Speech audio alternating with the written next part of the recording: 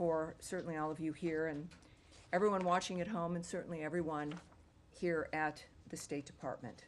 Welcome aboard. Today, under President Trump's leadership and at the direction of Secretary Rubio, we are reversing decades of bloat and bureaucracy at the State Department. The Secretary announced a reorganization plan to build an America First State Department to meet the challenges of a new era. He has issued the following statement on the plan, which you can get at State Department DEPT, or how is it, .gov? State.gov is where you can get this statement and links to other information on what we're about to discuss. We are facing tremendous challenges across the globe to deliver on President Trump's America First foreign policy.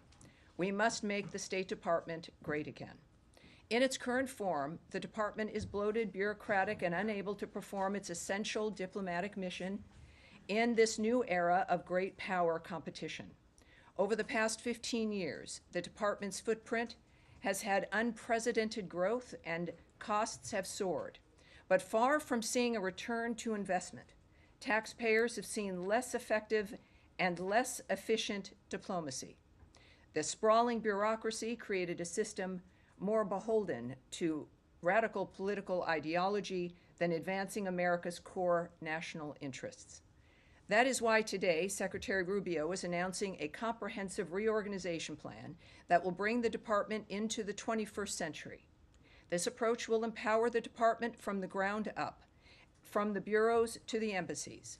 Region-specific functions will be consolidated to increase functionality. Redundant offices will be removed, and non-statutory programs that are misaligned with America's core national interests will cease to exist.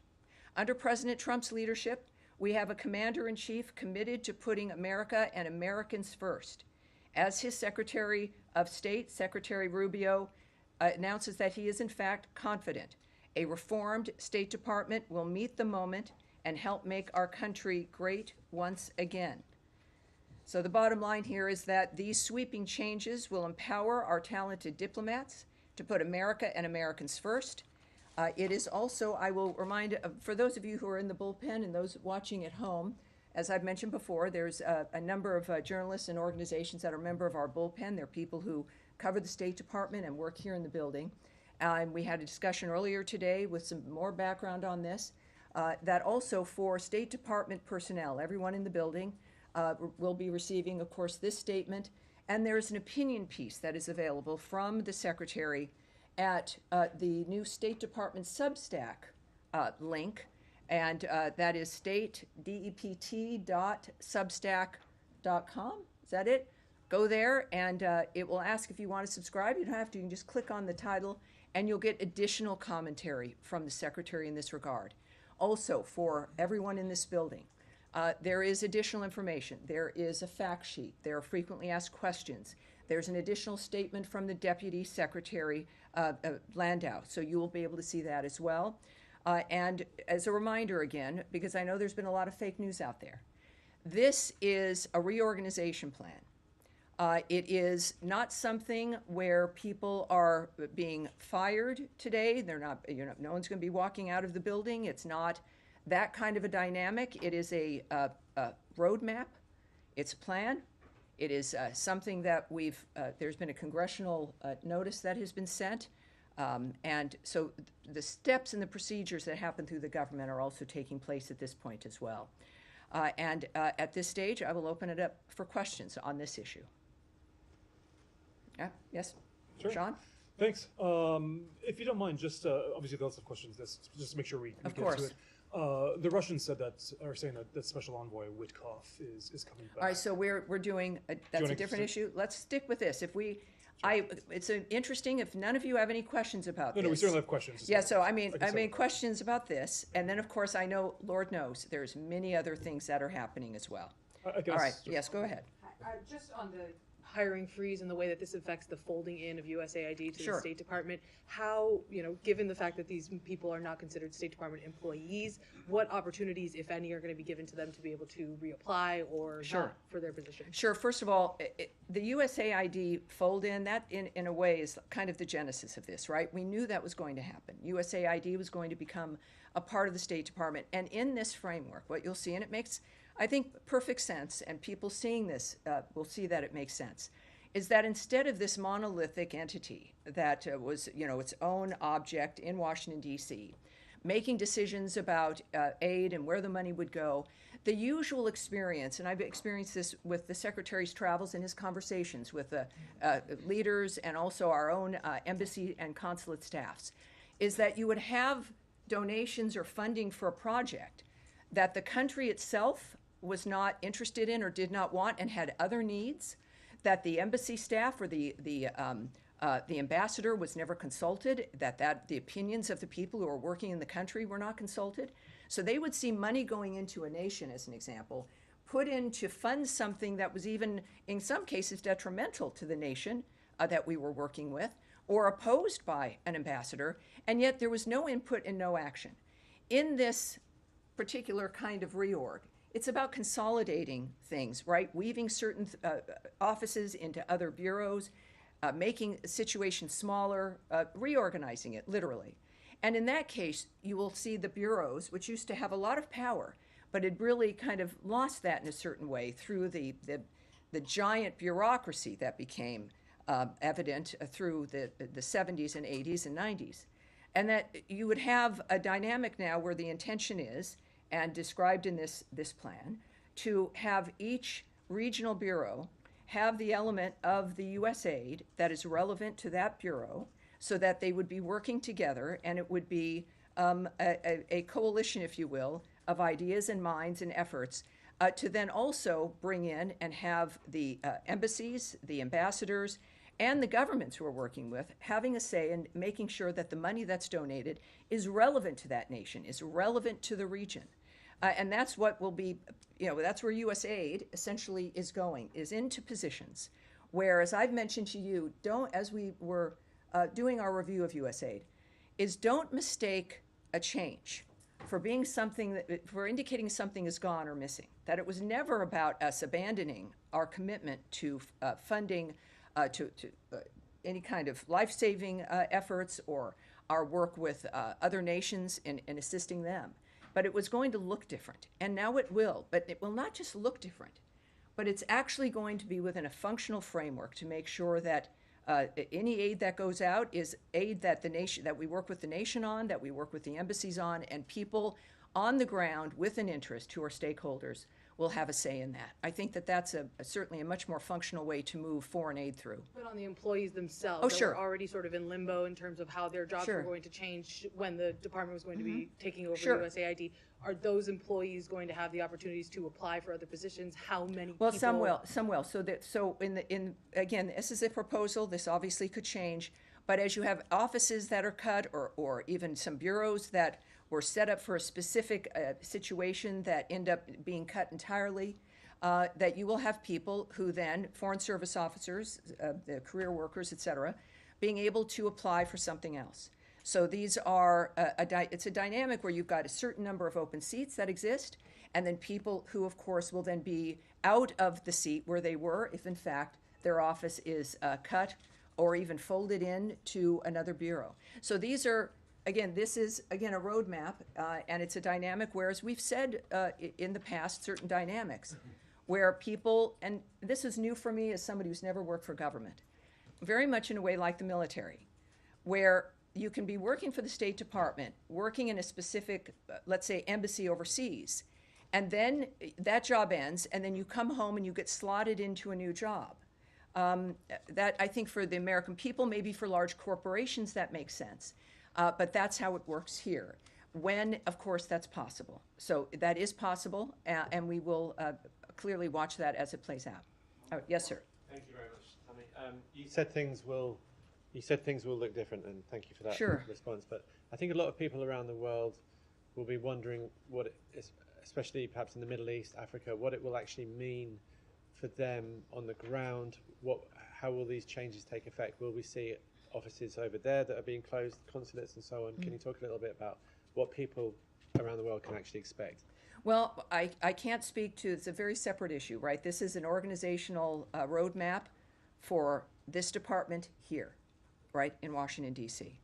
The arguments about what will occur in other countries, you're talking about embassies and consulates, that's not addressed here. It's not a factor that this reorg doesn't affect them, except, as I've mentioned, is more involvement, right? More direct, person-to-person framework as opposed to bureaucracy to bureaucracy. No more calling up USAID and going through, 17 messages and trying to get an answer back about what's happening with a certain grant or what's happening with a certain plan. That this is really, in a way that I think I've heard many people here note, including the Secretary and the Deputy Secretary, of returning the State Department to its traditional base, to the nature of human diplomacy, of getting things done, and my goodness, especially in the 21st century, that moves so rapidly, faster than any other time in history. And this is what the State Department used to be able to do. It has grown, as the Secretary's statements indicated, quite bloated, unable to move, stuck in really just a bloated inability bureaucratically to make decisions or to get things done. And if decisions are made, the levels that have to be gone through extend the amount of time to where you can get a decision made. So I would say for embassies and consulates in the world itself, as they're already seeing when it comes to the way that President Trump operates, the way that Secretary Rubio operates, it's about faster results with, I think, a more nimble effort. All right. Yes, Humaira. Thank you, Tammy. So in the reorg, we see that the Undersecretary for Civilian Security, Democracy, Human Rights, as known as J inside the State Department, seems to have been eliminated, and some of the bureaus under that is being brought under different undersecretaries. But for example, Office of Global Criminal Justice, which works on monitoring atrocities overseas, which cooperates with different governments on war crimes accountability, seems to be completely eliminated. So I'm wondering, this undersecretariat was a place where U.S. basically did democracy and rights promotion globally. Does the new State Department under President Trump no longer sees that as a mission? Is that no longer a priority? Sure. Yeah. I mean, it's a legitimate question. Again, we've grown used to seeing something, and then that would indicate that's where that lives, and if that's gone, the effort is gone. Many times during the USAID argument, I've made that argument. Just because the USAID building was going to be something else doesn't mean, or that the certain aid was cut that was not aligned with our vision or President Trump's vision, doesn't mean that our commitment to foreign aid ended. So you're right. There are going to be certain offices and certain bureaus that are going to be gone or folded into other bureaus. I would say this is one of the most important aspects of this for everyone in the building and everyone watching at home. Because you might have had a specific bureau that dealt with a discrete issue, doesn't mean because it's now folded into another larger bureau, doesn't mean that it's gone or we don't care.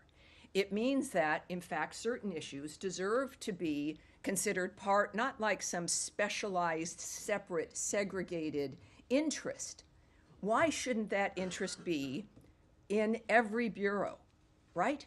If you've got bureaus that, and for people watching at home, as I mentioned, I think in my very first briefing, that the State Department isn't just a bunch of people at a desk looking at the internet and people figuring out what it is they want to say to a world leader. There's bureaus filled with people who care about the country, the State Department, and are experts, researchers, individuals who are committed to a certain region, who understand it, who have also, though, the relationships with people in the countries in that region. And then they inform us, they do the research, they inform me for this briefing. I go onto the screen, and it's every bureau in this building that has what we call lines, which is the information about what's happening on an issue.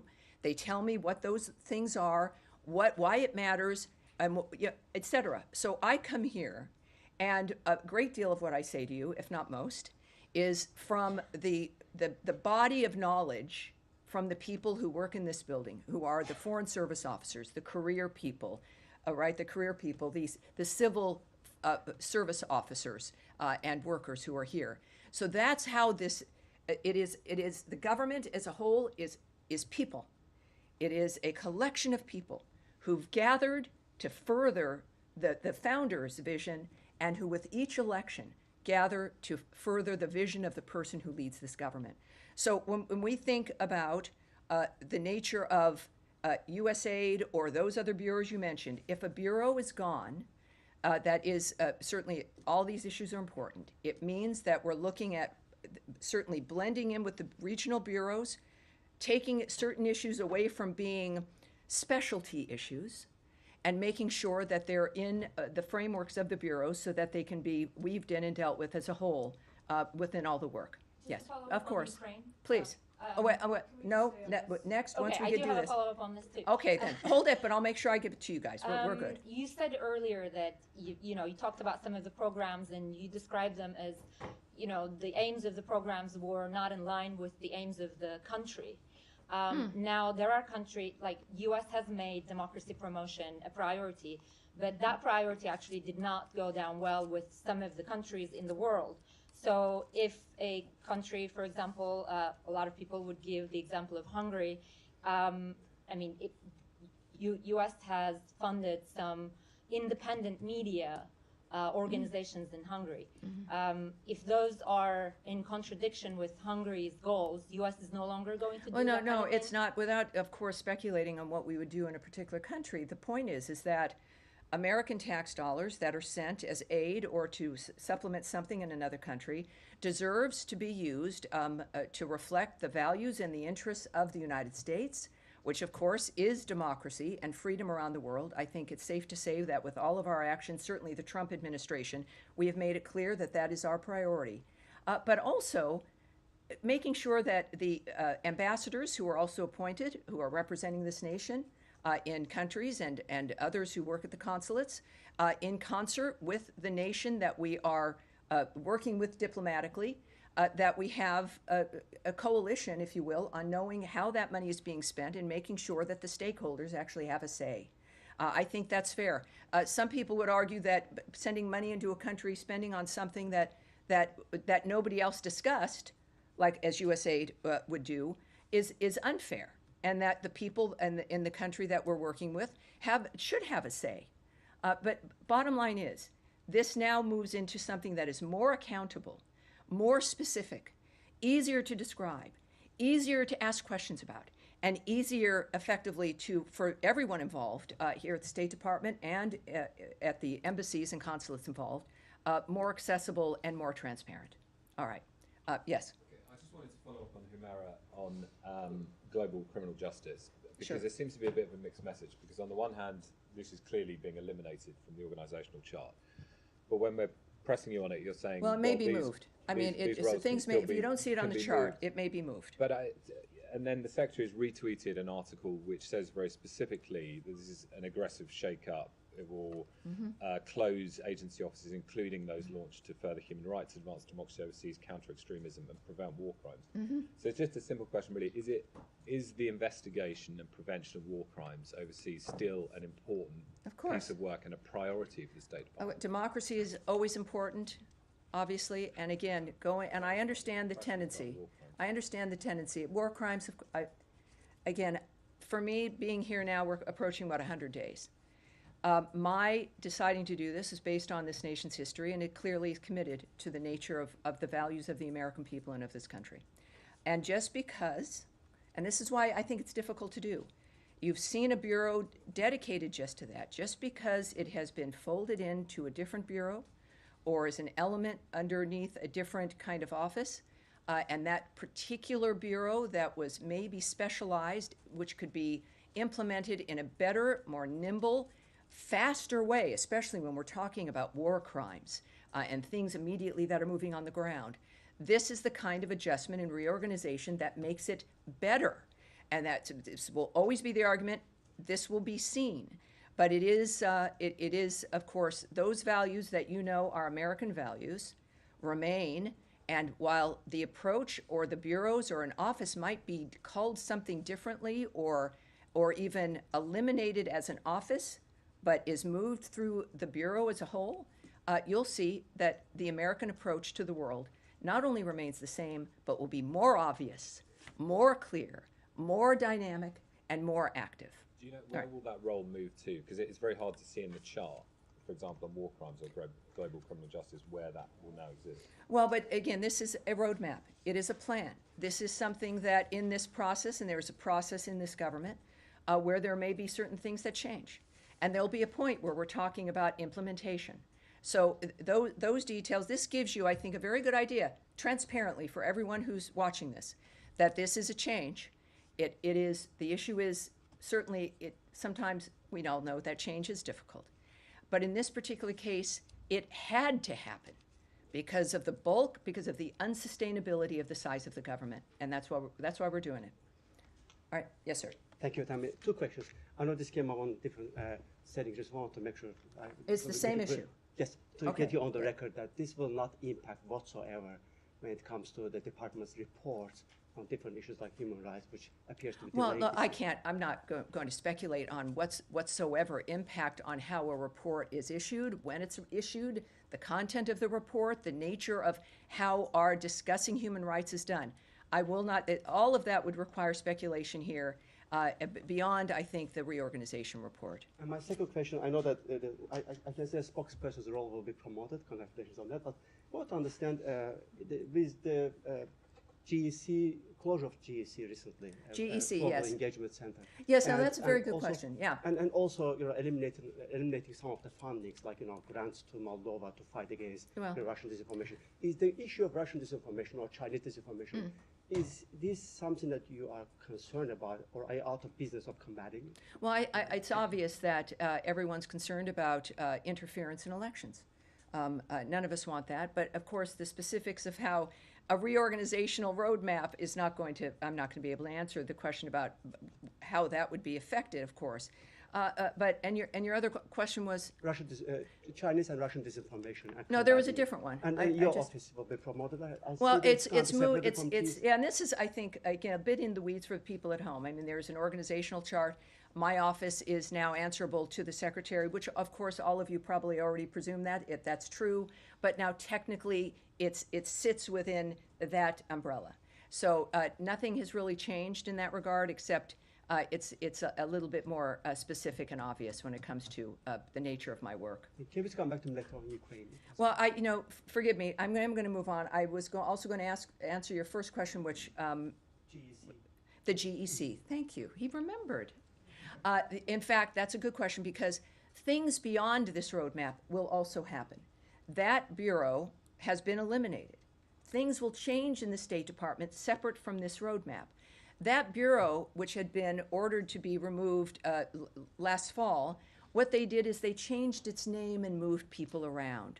And so that, of course, by eliminating that bureau at $50 million a year, perfect example, that worked to censor the American public. That is not certainly the vision of the Trump administration or the American people who put him in office. So yes, that bureau is gone. It is really gone this time, and the American people are better off for it. Can I just ask one quick question? Yes, of course you can. On this process. Yes. There's an internal State Department memo that was put out about this that said that the undersecretaries are going to be submitting a path to reduce domestic staff by 15%. Can you just help us understand how the leadership in charge of this reorg came up with the 15% number, and if there's any wiggle room there, or if Well, you that's said this is set in an stone? internal document. I'm not going to speak on something that you may or may, I'm not going to presume you didn't see something, so forgive me. But I'm not going to speak on the specifics of something like that, but the undersecretaries do have a role here. Because this is, again, not from on high things being swept away with one of those large yard brooms. This is a very specific dynamic brought to the undersecretaries who have daily operational experience. I see you. Keep your hand down, please. I'm sorry, it's a little distracting. These are undersecretaries who are working daily with the people in this building, who work in this building, who know what's being produced, who know what has to happen, and they are best suited to make a determination when it comes to this roadmap about how to apply the nature of what we want to accomplish. So the undersecretaries are directly involved, and I think they'll have about 30 days to make their own plan in this framework. And then, of course, we'll see how that manifests in the meantime. And then just one quick question. Sure. Was DOJ involved at all on this plan, or was this just a State Department proposal? Now, this, I think, is a very good example of the importance. We know the American people love the result of DOJ. I think there were some questions, perhaps, about how it was applied. But what we do know is that the DOJ approach, the goal of that entity and of that committee is something the president appreciated and still does, as do the American people very much. But when, I believe, the president said a few weeks ago that ultimately this was going to be an approach that the secretaries were going to begin to apply. And also that does make sense, because whether it's the secretaries or the undersecretaries or the people running the offices, it is the daily work of individuals committed to the country, making a difference for the world. And the people on the ground working together know best about how this works, what could change, and how it should change. So this is, I think, a very good example of the continuation of that mission and the value of that mission to cut government down to size, get people used to the idea that it can happen without it being a bad thing, and then watching the benefits that flow. So secretaries now in charge of this. Remember, this is from an executive order. This is a whole of government, every department looking at how they can make their department more efficient, less burdensome, less bureaucratic. This is the State Department's version of that. I would say that that DOJ is not in charge of this, but this is the result of what we've learned and the fact that we appreciate the results, and we want more of those results, and it is now in the hands of the secretaries as well. All right. All right, Sean. Can I switch topics? All right, now are we done here? So we should switch to some other important topics. We have, as a matter of fact, one of my rules is, of course, our friend Caroline Levitt will be starting in about 10 to 15 minutes. I've started earlier here because of the nature of the issues, but there are some other issues on our plate. Shall we start with some other ones at this point? Sure. Sean, go ahead. You were first. Sure. Not that I'm not interested Yes. in reorganization. But, could I ask you, Russia said today or Russian state media said that Special Envoy Witkoff will be on his way to Moscow. Is that something you can confirm? And if so, could you explain the natures of his discussions this time? I can't confirm that, no. Cannot. I cannot. Is it incorrect, or is it just... I can't speak to that. Okay. Yes, I mean, that is, yeah, that's not something I can speak to. Okay. Could I ask you about the secretary's schedule? Sure. Just, if I'm not mistaken, you were on Fox earlier this morning, and you mentioned the potential of Right. of travel. Sure. Could you just explain his Yes, travel schedule? you know, there's normally when we have travel scheduled, you guys get an announcement, and there was no announcement. And I was asked, and I had known that this was possible, and had mentioned it, presuming it would happen. As we know, Secretary Rubio is a busy man. He is one of the most active, if not the most active, Secretary of State I think we've had. And that, of course, affects every day for him. And so when there's certain plans, they're, conditional. And in this particular instance, while the meetings in London are still occurring, he will not be attending. But that is not a statement regarding the meetings. It's a statement about logistical issues in his schedule. Can you confirm who will participate from the U.S.? Well, I do know, yes, that General Kellogg is there. And so he will be having those conversations. So we look forward to hearing back from him about whether or not we've had some success in London. Just briefly for me. I'm sorry? All right. You know what? That is another issue, and I will get back to you in a moment, but we've had several other people who've been waiting to deal with that. But let me, I think that's I think that's all I can say to you about London at this Could point. just briefly, the secretary on Friday said that essentially that we're going to see within days whether it's his exact words, whether it's possible to go forward with negotiating an end to the war. Is that something that General Kellogg is going to be looking at now? Is this really the time? Well, you know, what we all look to is President Trump's approach. President Trump has expressed optimism about what's possible. And of course, he has great envoys and a great Secretary of State who's been moving through to determine if that is in fact the case. President Trump wants this to be solved diplomatically. Obviously, he does not, and does not believe, like when it comes to certainly Ukraine and Russia, they've said multiple times, both of the Secretary and the President have said that this cannot be won militarily. And so they want diplomacy to work. The Secretary said a few weeks ago at NATO that it was a few weeks where we would determine as we look to Russia based on their actions, not their words. And of course now a few weeks have gone by and we are in London and I think it's about what will be reported, which we will know soon. But then that is also the good news about being the Secretary of State is that he is the one who sees everything, can make the assessment of everything that's on the ground. And of course, in partnership with the President, who is the visionary and the decider, that will make a determination about whether or not peace is possible. Yes, ma'am. Thank you so much, Patty. The president of Colombia, Gustavo Petro, is claiming that he no longer has a visa to travel to the United States. Can you confirm that report and explain the justification, if he's right or not? Well, I can't do that. Of course, we don't speak about direct individual visa issues. Visa records are confidential for everyone.